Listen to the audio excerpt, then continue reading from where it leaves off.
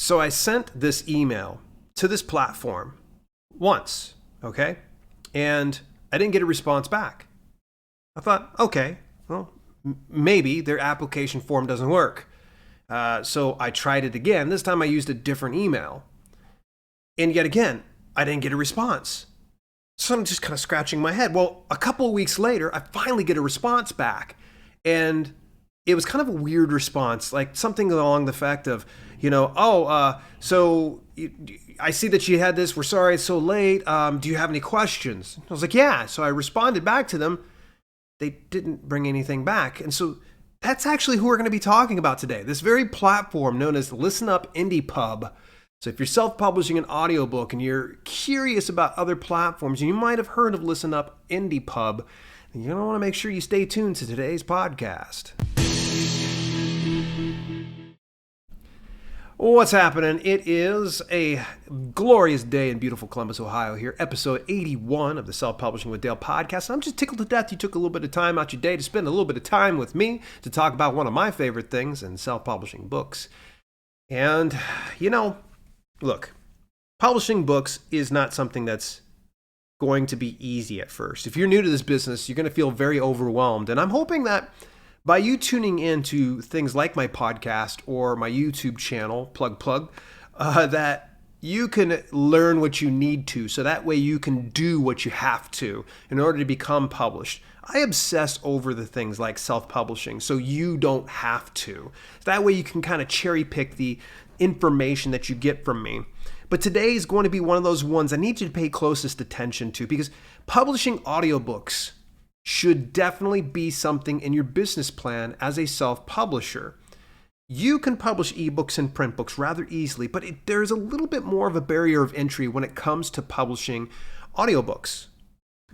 But it does become easier in due time. We've discussed in the past weeks Audiobook Creation Exchange. We talked about Findaway Voices. We've talked about Publish Drive. Even this past week, we even discussed another platform called Authors Republic. Well, this week we're talking about ListenUp Indie Pub.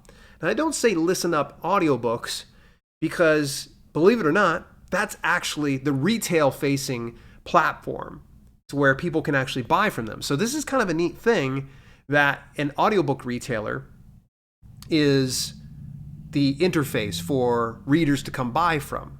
So that's why I say ListenUp Indie Pub, because that's what is facing us as the content creators, as the rights holders. It's an Atlanta-based audio producer, publisher, and distributor. Think Audiobook Creation Exchange, but with a wider reach. Originally I discovered this platform through the Alliance of Independent Authors, and actually they have a full resources page. Some of what Ally has is available for free. I found this through one of their premium features, and I was like, okay. I'll buy it, I'll look. And I went over to their website, which is at listenupindie.pub. Pretty easy to remember, right? Now I'll remind you at the very end of this, so that way you can go take a look for yourself. It's a sharp-looking website. You can tell they got their stuff put together. And they answer a lot of the questions that I had, a lot of the burning questions. So they made that part easily.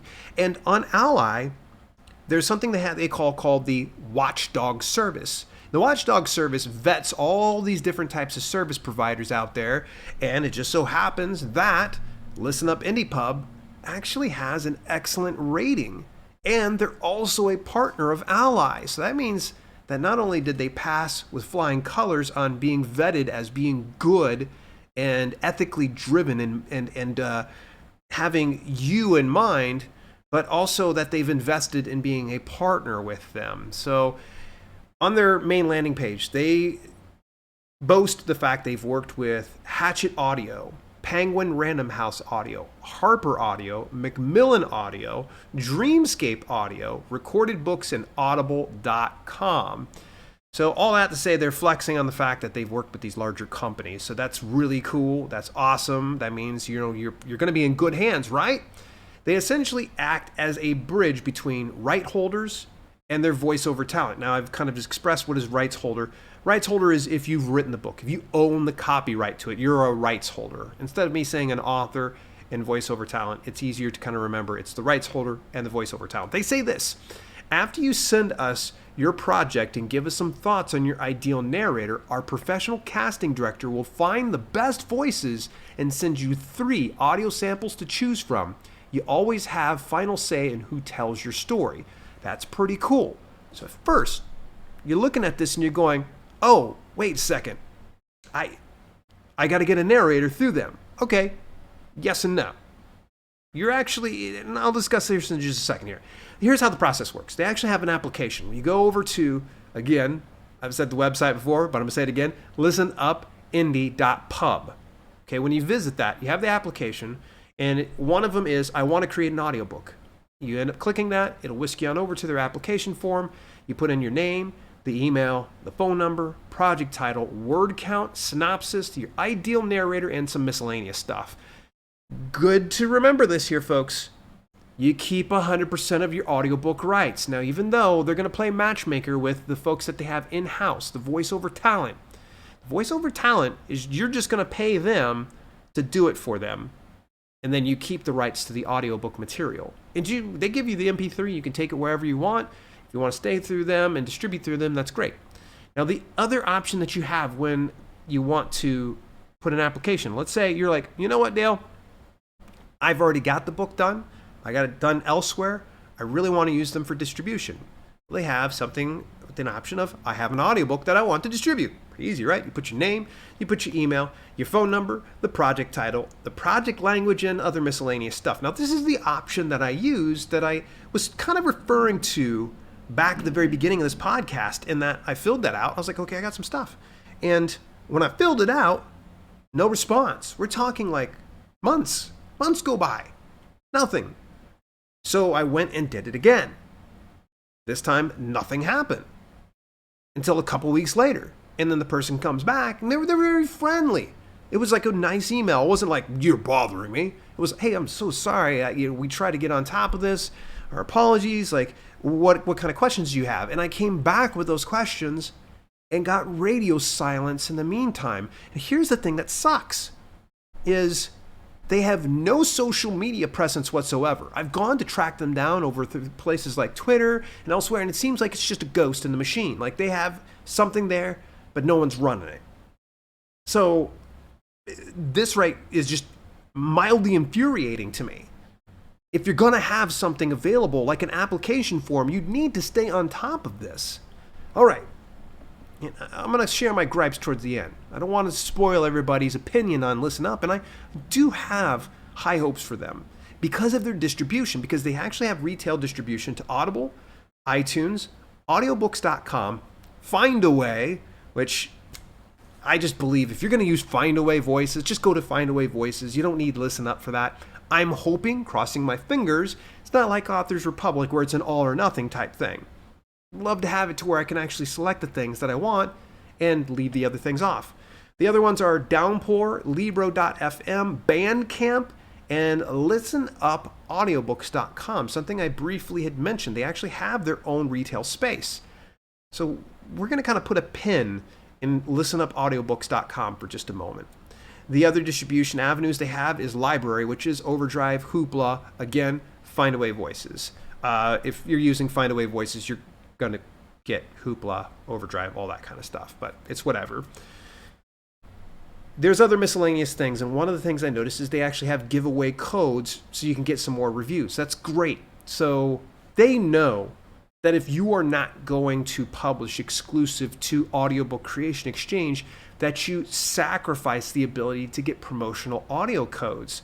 So much like what Findaway Voices does, ListenUp follows suit and they give you giveaway codes. That way you can start to gather reviews. It's tough as it is, but if you can get out some promotional copies to some people, you're going to greatly increase your chances of getting some more reviews. All right, so let's talk about the royalties and the payments. This is kind of a pretty cool deal. I like this. 80% of net profit. Hello, sign me up. I like that. That's pretty comparable to Findaway Voices. 80% of net profit, though, folks. You notice I said net, not gross profit. Because remember that what ListenUp does is they're publishing on behalf of you to various platforms. And on those platforms, they have an agreement, some type of a royalty percentage. So let's say it could probably be Apple. And I'm not saying this is for certain.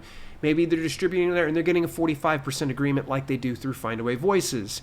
Well, that 45% comes through ListenUp.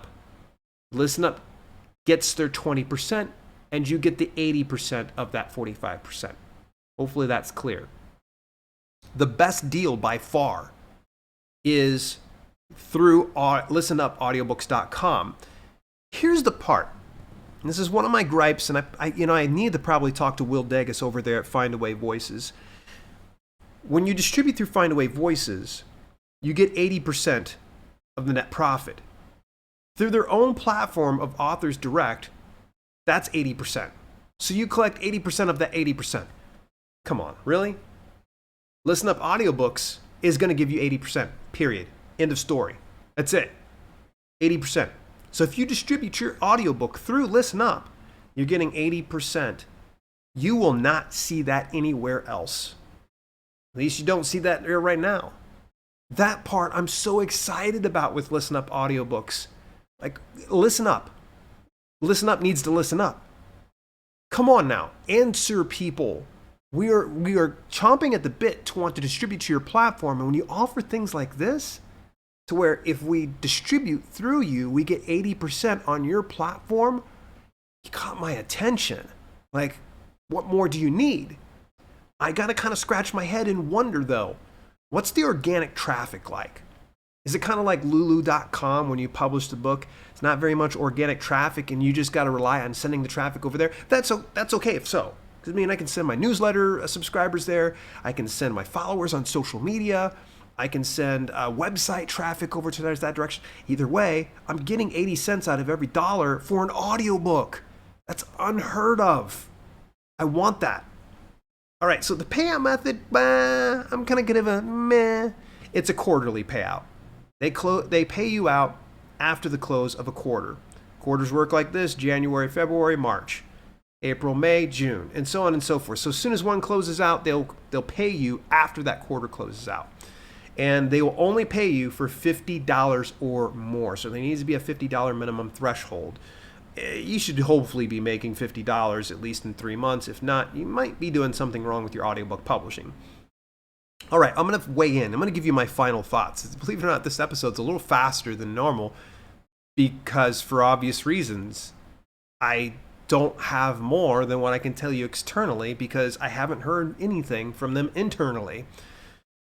Subscribe or follow me for free on your preferred podcasting platform, and do me a favor and leave a review. Or if you're watching this on the YouTube podcast, pretty new, you can go ahead and leave a comment inside the right below the description. You know how that kind of stuff works. Leave a comment. Tell me that you've been watching this and if you've been enjoying it. If you have any kind of special questions, make sure you fire that away. But either way, subscribe. Follow me on the preferred podcasting platform, leave a review, or leave a comment. By the way, that new YouTube channel, you can find it at dalelinks.com/YouTube podcast. Now, my final thoughts when it comes to ListenUp. Is ListenUp worth it? Here's the assumption. This is just an assumption. It's more of like an opinion at this point. If you use their narrators, then, hey, great. Maybe they'll give you some more attention. I didn't choose that avenue, so I don't know. I'd be fairly upset if I was trying to rely on this platform to get me an audiobook narrator and they're not responding to me. But I didn't use that, so I don't know. So maybe their attention is more on people that are willing to invest in their services. Just a wild guess. Again, it's just an assumption. If not, maybe they'll just ignore you. Because I don't know about you. I don't like being ignored. And I'm using their online application form. So what gives? Fix your form or get a better best business practices to where you're actually answering the people that are putting something through your applications. What are the rates? How much is it going to cost? They say, well, it's going to vary per. Can you give me a ballpark? How much is your normal finished price per hour? What am I going to spend on your narrators? Is it going to be as low as, say, $50 to as much as $1,200 per finished hour? I know that's a ridiculously low amount, but I'm just throwing this out, ballpark. let me know. Like, put that out there, because maybe I might consider that. But at this point, with you being ambiguous, makes me kind of wonder between, first of all, not answering your stuff, and then not at least giving some type of a ballpark. What are you hiding?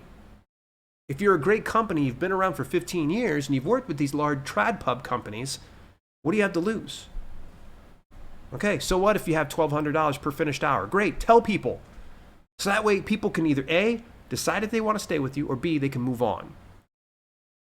No transparency, or no one is home. I don't like that. I like the fact that they were transparent about some of the other features. It was super easy for me to find those things. But the fact that no one's home, no one's answering, it frustrates me. They say this: we only accept rights holders who use our services. Please do not apply if you do not want to work with our narrators. That's what I'm thinking, what they sound like. They're not actually saying this on their site. But this is what I get with the not answering. And maybe they'll come back and say, hey, Dale, it's not that. We're so sorry. We've been backed up with work, and, we need to hire somebody else on. If that's the case, if you're really busy, then chances are very likely you need to probably hire on more staff to address that concern. My thoughts when it comes to ListenUp: until ListenUp can really tighten up on their whole process to where they can be a little bit more public and have someone maybe managing their social media profiles, answering the applications in a 24 to 48 hour turnaround time, not 2 weeks, I can't wholeheartedly endorse them. And even despite the fact that the Alliance of Independent Authors gives them an excellent rating, and they're a partner, which means that they're paying per year to be listed in Ally's registry, I'm not going to get behind them. I just don't think that it's good business practice to not communicate with people. And I even told them where I'm coming from. Like, hey, I'm going to share this to more people. Apparently 40,000 subscribers on YouTube means nothing to them. Apparently 40,000 indie authors, thousands of downloads per week in podcasting is not enough to get their attention to where they pay a little closer attention. And to me, if I can't do that on my level, can you imagine what you as an indie author is going to be able to get? Probably nothing. So, hey, I've given you the website. It's going to be up to you. You can go ahead and take a look at them at listenupindie.pub to take a look at their services. And of course, you can take a look at their retail platform at listenupaudiobooks.com, so you can kind of see what they've got going on. It's pretty clean. It's a nice user interface. There's someone home, but no one's answering the door. So if anybody can send out a search party out there to them to listen up, let me know if everything's okay, and have them respond to some of these concerns that I have. That'd be awesome. So, folks, as we start to wrap up today's podcast, I just want to let you know that I'm not here to beat up some of these platforms. I'm not here to say disparaging words. I only want what's best for you, and sometimes that requires me kind of calling out some people. In the coming weeks, we're actually going to be covering some other things here when it comes to self-publishing online. And we hit some of the areas. Now, the one area I want to kind of touch on is going to be Audiobooks Unleashed. It's actually used to be just a review gathering platform where you give away your promo codes, but now Audiobooks Unleashed is actually starting to publish audiobooks. Now, this has got me curious. We're going to talk about that next podcast, so you want to make sure you stay tuned. Till later, folks. This has been Self-Publishing with Dale, and thank you so much for taking a little bit of time out your day. I will chat with you next week.